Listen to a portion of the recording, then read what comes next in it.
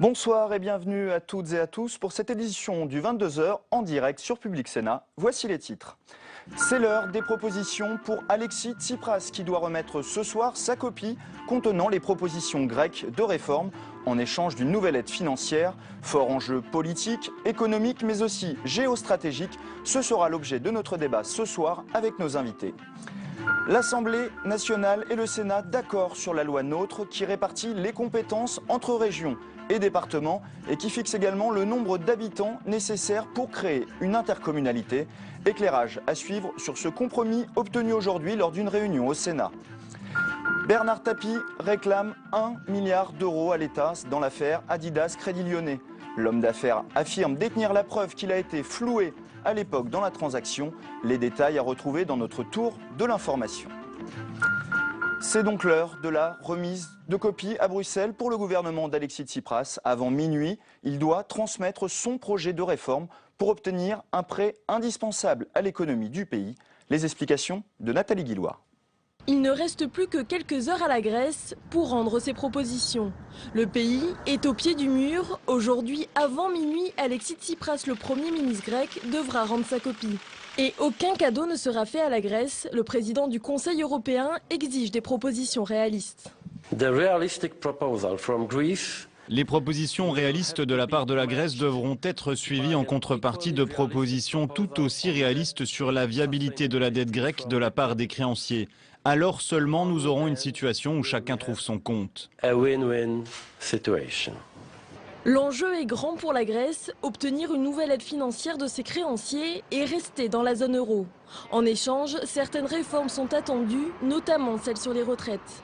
Certains points ne seront pas négociables. Angela Merkel a de nouveau déclaré cet après-midi qu'il était hors de question de réduire la dette grecque. Mais rien n'est encore joué d'avance pour la chancelière allemande. C'est très difficile pour moi de spéculer à propos de ce qu'il va se produire dimanche. Ça va être une réunion où des décisions doivent être prises, une réunion importante. Nous ne devons pas oublier que les gens en Grèce souffrent en ce moment. Les banques sont fermées et en tant que politique, notre devoir est de prendre des décisions. Car le temps presse et les conditions de vie pour les Grecs deviennent de plus en plus compliquées. Les banques grecques resteront fermées jusqu'à lundi et le plafond de retrait reste maintenu à 60 € par jour. Pour sortir de cette situation, un sommet exceptionnel est organisé dimanche à Bruxelles entre les chefs d'État et de gouvernement de l'Union européenne. Et nous évoquerons dans quelques minutes avec mes invités Philippe de Sertine et Sylvain Kahn les conséquences géopolitiques de ces négociations et d'une possible sortie de la Grèce de la zone euro. Comment mieux vendre les productions françaises et notamment celles des PME à l'étranger? La diplomatie économique était l'objet d'un colloque aujourd'hui au Sénat et la stratégie française a évolué. Les explications de Mounir Soussi. 2 responsables de haut rang, un contrat, une signature. C'est une des facettes de la diplomatie économique renforcée aujourd'hui par le ministre des Affaires étrangères qui en a fait une priorité. Un volontarisme salué par Jean-Pierre Raffarin.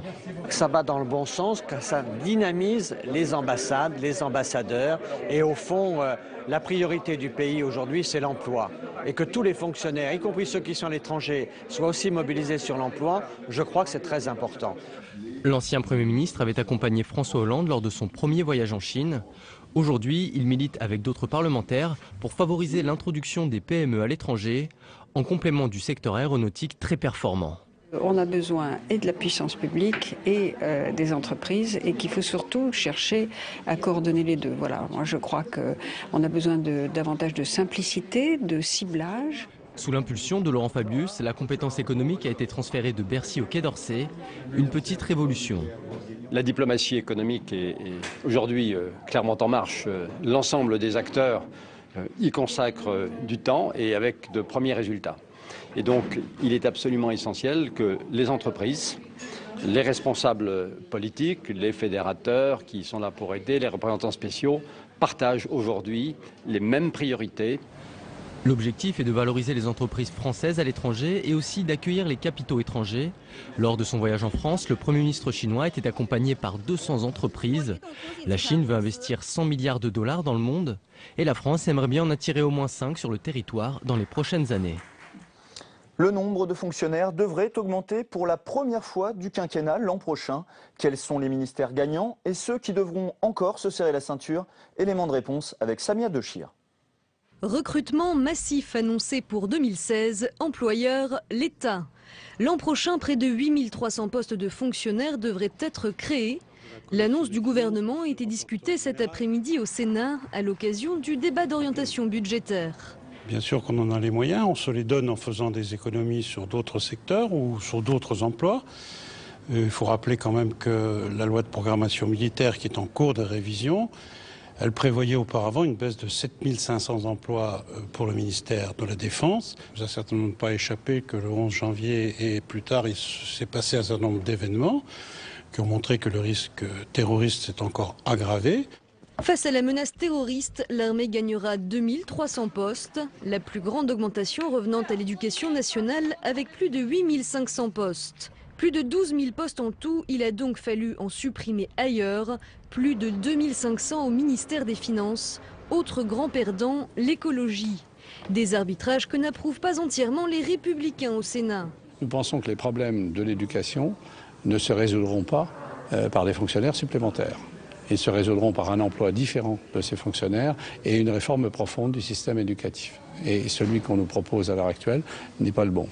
Autre réserve des Républicains, la crainte de voir le déficit budgétaire se creuser en 2016. Sénateurs et députés sont parvenus à se mettre d'accord ce matin en commission mixte paritaire sur une version commune du projet de loi NOTRe qui définit les compétences entre les différents échelons du territoire. Pour en parler, j'accueille sur le plateau notre journaliste Tam Tranui. Alors Tam, comment cette réunion s'est-elle déroulée ? Eh bien, ce matin, il y a eu, Jérôme, 4 heures de réunion tendue, 4 heures de négociation entre députés et sénateurs. Il faut dire qu'avant cela, pendant un an, il y avait eu des débats enflammés. On revient de loin, c'est en tout cas ce que pensent de très nombreux sénateurs. Alors, petit retour en arrière. Il y a un an, en avril 2014, c'est le premier discours de politique générale du tout nouveau Premier ministre, Manuel Valls, qui annonce alors la réforme territoriale et qui annonce la suppression du département. C'est la stupeur, c'est la fureur chez les élus locaux et chez les sénateurs, car il n'y a eu aucune concertation. Mais voilà, après ce coup d'éclat, au fil des mois, l'exécutif va devoir reculer petit à petit, faire machine arrière, notamment face à la grogne des territoires et celle de leurs représentants, bien sûr, les sénateurs, et cela quelle que soit leur couleur politique. Écoutez à ce propos le président de la commission des lois, le sénateur Les Républicains, Philippe Bas. Les territoires, ils sont ni de gauche ni de droite. Nous avons l'habitude de travailler entre élus locaux de tous bords et nous avons des points de vue communs sur les réalités des services et des équipements qui sont nécessaires à nos concitoyens. Ça a été un peu plus difficile avec la majorité de l'Assemblée nationale, qui est beaucoup plus politique d'une certaine façon et qui n'a pas toujours cette osmose avec les réalités du terrain. Mais nous sommes finalement parvenus à un accord acceptable pour remettre le texte d'aplomb, et il y avait énormément de chemin à faire. Alors Tam, quels étaient les points de friction et sur quel point le Sénat l'a-t-il emporté ? Mais tout d'abord, première satisfaction de taille, bien sûr, le maintien du département qui sort même renforcé dans sa compétence de proximité, le social, la solidarité territoriale, les routes, les collèges, les ports, le tourisme et j'en passe. Également, eh bien, la région stratège voit ses compétences économiques qui sont reconnues. Cela, même si les sénateurs déplorent qu'elle n'ait pas les compétences d'accompagnement vers l'emploi, également qu'elle n'ait pas l'enseignement supérieur, l'université. Et puis enfin, point de friction principal, bien sûr, c'était le seuil des intercommunalités. Les sénateurs voulaient qu'on puisse former une intercommunalité à partir de 5 000 habitants. Les députés, eux, étaient sur 20 000 habitants. Ça sera finalement 15 000, mais avec des dérogations pour les zones de montagne. Également, dérogations à 12 000 habitants pour les intercommunalités qui viennent de se constituer entre 2010 et 2014. Le Sénat a donc réussi à imposer son point de vue sur ce texte ? Écoutez, pas sur tout, mais si l'on regarde le texte qui est sorti de la commission mixte paritaire ce matin et le texte qui avait été présenté par le gouvernement il y a un an environ, eh bien, ces deux textes n'ont absolument rien à voir. Le gouvernement, c'est clair, a bien compris que sur un texte qui porte sur les territoires, il ne peut pas laisser impunément la Chambre des territoires de côté. Gérard Larcher a même directement négocié avec le Premier ministre Manuel Valls. Épreuve de la solidité de l'accord, la réforme survivrait même à une alternance en 2017. Merci pour tout. tous ces éclaircissements, Tam. Et pour être complet sur l'actualité sénatoriale, une dernière information, l'ancien sénateur centriste du Gers, Emery de Montesquieu, a été mis en examen aujourd'hui pour corruption passive et complicité de blanchiment en bande organisée. La justice française lui reproche d'avoir perçu des commissions occultes en marge d'un marché de livraison d'hélicoptères au Kazakhstan en 2011. Tout de suite, le résumé des autres informations du jour en France et dans le monde, préparé ce soir par Caroline Potier.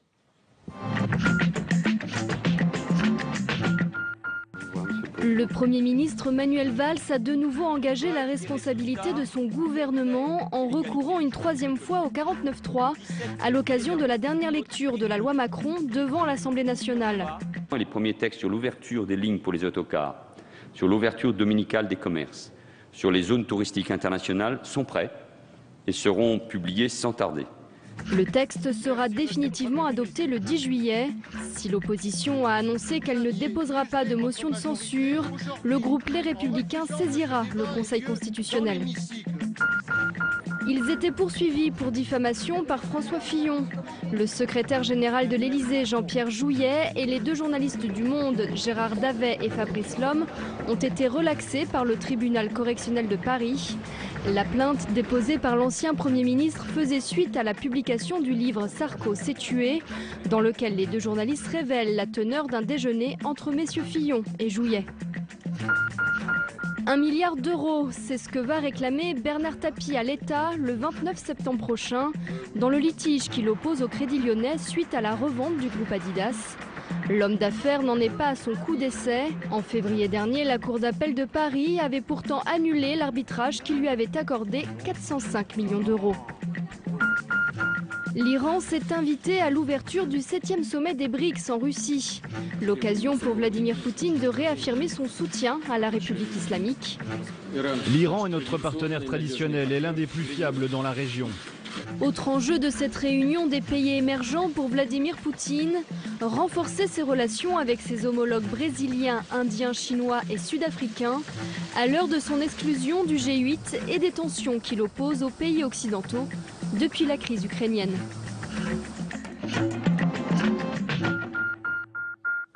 Dans le débat ce soir, nous allons parler des risques géopolitiques provoqués par la crise grecque. Quelles conséquences en cas de sortie de la zone euro alors que le pays est un carrefour stratégique? Et pour évoquer ces sujets, j'accueille sur le plateau mes deux invités. Sylvain Kahn, bonsoir. Bonsoir. Vous êtes professeur agrégé à Sciences Po, historien, géographe, spécialiste de l'Union européenne et présentateur de l'émission de France Culture intitulée Planète Terre, chaque mercredi à 14h. Avec nous également ce soir Philippe de Sertine, bonsoir. Bonsoir. Directeur de l'Institut de Haute Finance à l'Institut français de gestion, économiste et membre du Haut Conseil des finances publiques. Alors messieurs, avant de débattre des conséquences géopolitiques de la crise grecque, je vous propose de regarder ensemble un sujet résumant les enjeux sur cette question. Il est signé Julie Hulin.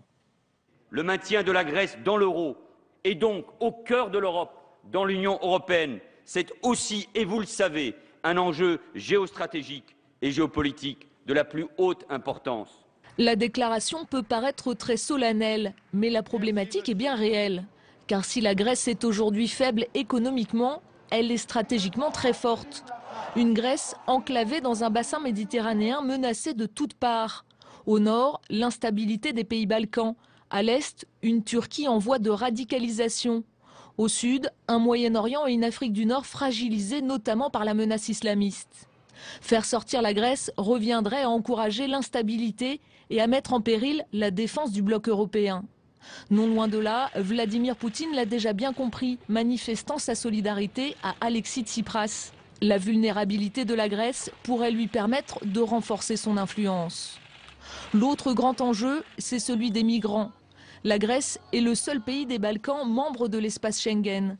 Porte d'entrée en Europe, elle a retenu depuis le début de l'année près de 60 000 réfugiés syriens.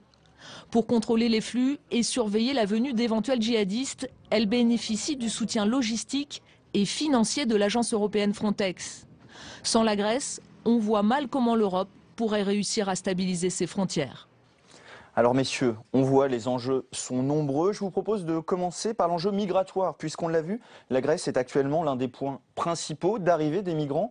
40 000, 60 000 depuis le début de l'année, une crise migratoire dans la crise grecque et forcément le pays est en première ligne. Monsieur de Sertine.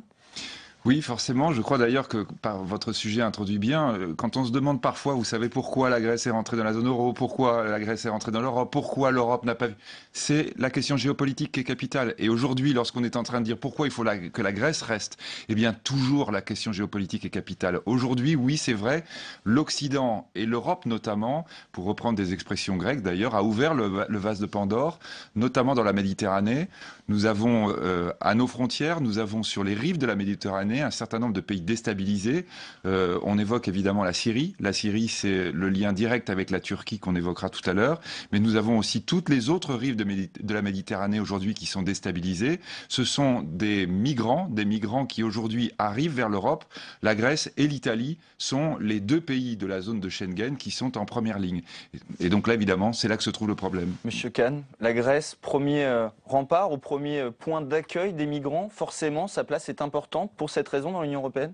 Porte d'entrée en tous les cas, c'est-à-dire qu'effectivement, en raison du système Schengen et de la convention de Dublin, les pays d'entrée sont extrêmement importants puisque lorsqu'on considère que des migrants sont entrés clandestinement et sont sans papier leur permettant de rester, c'est au pays par lequel ils sont rentrés qu'il revient la charge de régler la situation. Alors, ceci étant, il faut quand même dire que, en imaginant, puisque c'était votre question de départ, que la Grèce sort de la zone euro, ça n'aurait pas d'incidence sur la place de la Grèce dans la politique migratoire, puisque sortir de la zone euro, encore une fois, c'est une hypothèse, on va dire, d'école pour l'instant, encore, ne signifierait pas du tout que la Grèce sortirait de l'UE et encore moins qu'elle sortirait de l'espace Schengen. Donc, bon... ça créerait peut-être une fragilité?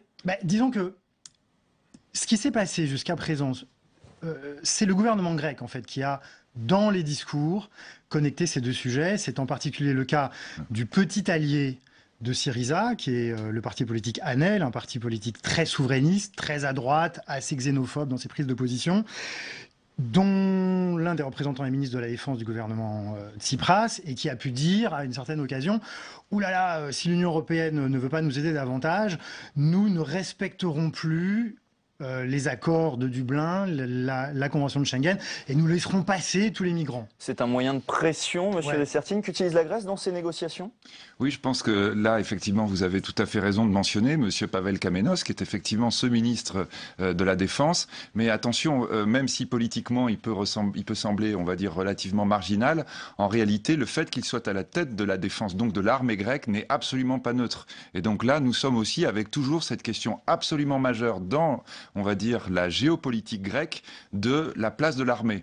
Et donc là, lorsqu'évidemment le patron de l'armée dit ça, on comprend bien que ça n'est pas simplement anecdotique. Justement, pour rebondir sur le rôle de l'armée, on va aborder la Turquie, qui elle aussi est dans le pourtour méditerranéen, concernée par ces problèmes de migrants, elle aussi en première ligne, et avec lesquels la Grèce a des relations très compliquées en cas de sortie de la zone euro, voire dans le pire des scénarios de sortie de l'Union européenne. Forcément, ça deviendrait un problème très important pour l'Europe. Alors là, de toute façon, dès l'arrivée de Syriza au pouvoir, Syriza a été très clair, on va dire, en évoquant la question de la tension avec la Turquie, et on va dire plutôt en la considérant comme plus importante qu'auparavant que plus faible. Donc on est vraiment dans une situation où Syriza est plutôt dans une logique, on va dire, de montée des tensions.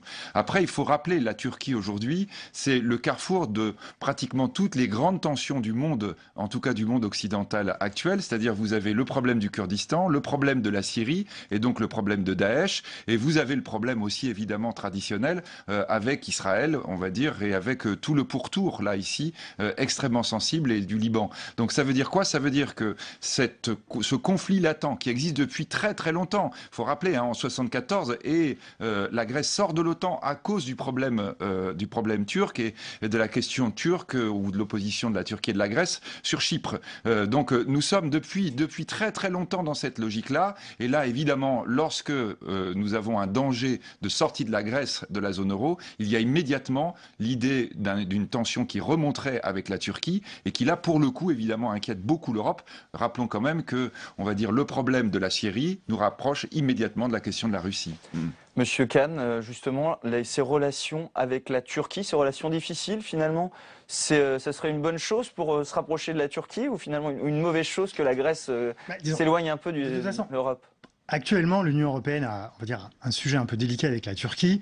C'est que le rôle de la Turquie dans l'expansion de Daesh est tout sauf clair. On l'a bien vu au moment, on va dire, de la bataille de Kobané. Il semblerait manifestement, enfin, on ne sait pas évidemment, le gouvernement turc s'en défend.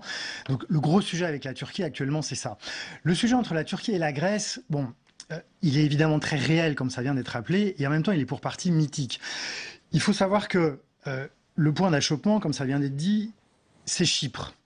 Aujourd'hui, il y a la Turquie maintient et entretient une armée de 30 000 hommes à Chypre. C'est totalement dément. Par ailleurs, la Grèce, de son côté, consacre 4% de son PIB à la défense, ce qui est complètement dément. Même la France, qui est un pays qui intervient encore dans beaucoup d'endroits, contrairement à la Grèce, ne consacre que 2%. Donc, c'est d'ailleurs un enjeu des négociations qu'il y a actuellement entre l'UE et la Grèce. On pourrait demander, dans les réformes qui sont demandées à la Grèce, que la Grèce baisse considérablement ses dépenses militaires. Et je pense que aujourd'hui, c'est possible. Il y a plus de danger turc pour les Grecs, objectivement. Donc, c'est quelque chose qui est un peu maintenu artificiellement. Et de toute façon, je crois que les Américains ne le permettraient pas. Je veux dire, aujourd'hui, les Américains, sauf erreur de ma part, font énormément pression pour éviter un Grexit. On voit d'ailleurs que depuis 2 jours, les leaders allemands se sont quand même un peu calmés par rapport à ce qu'ils disaient dimanche et lundi. Obama lui-même a pris position. Là, il s'agit de l'OTAN. Et avec la tension qu'il y a actuellement entre la Russie et l'OTAN, il n'est pas question qu'il puisse y avoir une ligne de faille entre la Turquie et la Grèce. Justement, juste avant d'aborder la thématique de la Russie, je vous informe, la zone euro a reçu les nouvelles propositions de réforme d'Athènes. On ne connaît pas encore leur contenu, mais si on les a, évidemment, nous en vous parlerons dans cette édition. Alors, la transition avec la Russie, donc elle est toute trouvée. La Russie qui ferait les yeux doux à Athènes. Alexis Tsipras était le seul dirigeant présent en Russie récemment pour des rencontres économiques à Saint-Pétersbourg. Y a-t-il un risque de voir le pays se tourner vers la Russie en cas de sortie de la zone euro ? Monsieur de Sertine. Alors je crois que déjà, pour bien compléter tout ce qu'on vient de dire, l'équipement militaire grec est absolument incroyable. La Grèce a été pendant longtemps entre le 3e et 5e importateur d'armes conventionnelles du monde.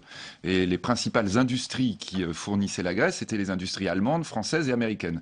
La raison pour laquelle l'euro était tellement important d'ailleurs dans le paiement de ces importations. Aujourd'hui, évidemment, s'il y avait un renversement d'alliance, ce serait extrêmement grave notamment par rapport à ce que nous évoquions, sur la Turquie et la Syrie. Donc là, la Russie est engagée auprès du pouvoir de Bachar el-Assad, alors que la Turquie est opposée à Bachar el-Assad, soutient la rébellion syrienne ou l'opposition syrienne. Et d'autre part, maintenant, la Russie a ouvert, on va dire, un autre front sur la mer Noire avec la question de l'Ukraine, avec la question de la Crimée, et donc là, réellement, aux portes de l'Europe. Donc là, on est avec 2 éléments qui sont absolument fondamentaux dans l'équation, et dans lesquels, évidemment, pour la Russie, il y aurait un énorme intérêt à apporter un trouble, on va dire, dans le camp occidental, aussi bien dans la logique européenne que dans la logique américaine. Il fallait le rappeler, en effet, beaucoup de bases américaines. Aujourd'hui, les frappes syriennes, par exemple, par les États-Unis, proviennent de Grèce. Monsieur Kahn, justement, sur ce rôle de la Russie en Grèce, avec la Grèce ? Mais sur la Russie, je pense qu'il y a 2 sujets qui sont à la fois très mêlés et qu'il faut bien distinguer. Le premier, évidemment, il est très schématiquement économique. D'après ce qu'on peut savoir, les milieux économiques ou les élites économiques russes, regardent plutôt avec inquiétude un éventuel Grexit. On a vu par exemple cette semaine que le cours du pétrole a repris sa descente. Évidemment, pour la Russie, c'est très inquiétant. Déjà, le pétrole a beaucoup baissé ces 12 derniers mois. Il ne faudrait pas que ça continue davantage. Par ailleurs, on sait très bien que la Russie n'a pas les moyens, en réalité, d'aider la Grèce. Quand bien même, Alexis Tsipras, il est allé 2 fois, vous le rappeliez, à Moscou. Il est revenu bredouille à chaque fois. Bon, donc il y a ce sujet-là. Mais il y a un autre sujet sur lequel, effectivement, la Russie peut vraiment avoir intérêt à jouer, on va dire, une carte d'une Grèce qui se désolidariserait en raison du Grexit du reste de la zone euro, c'est l'énergie. Le 19 juin dernier, Alexis Tsipras a été à Moscou. Ils ont signé avec Poutine un protocole sur le prolongement du fameux South Stream, c'est-à-dire le fameux canal par lequel arrive le gaz le gaz russe. Et donc, évidemment, on sait très bien que l'UE et pas toute l'UE, mais un grand nombre de pays de l'UE sont très dépendants du gaz russe et que c'est également un des nerfs de la guerre avec l'Ukraine. Donc, il y a ce sujet-là.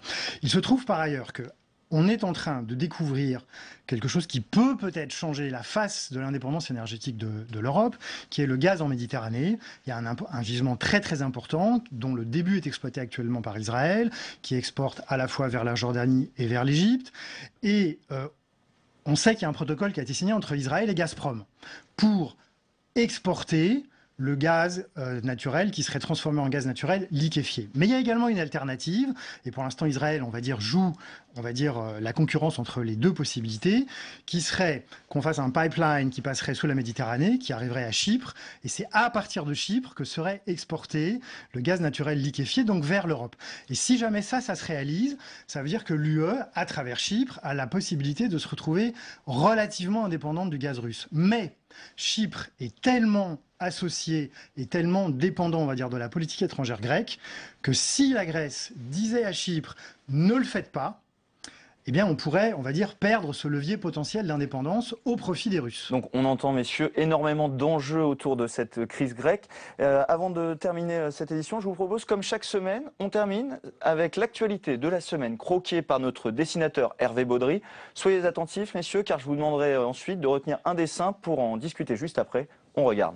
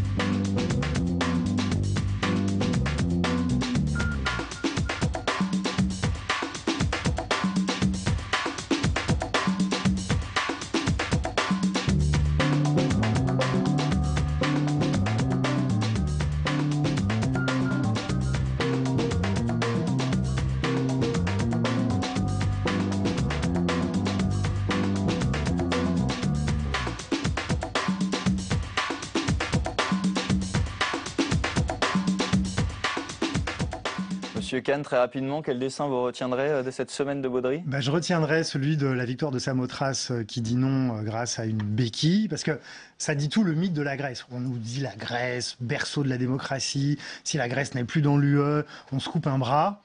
Et voilà. Monsieur Dessertine ? Le même en me souvenant de la Grèce de Delacroix.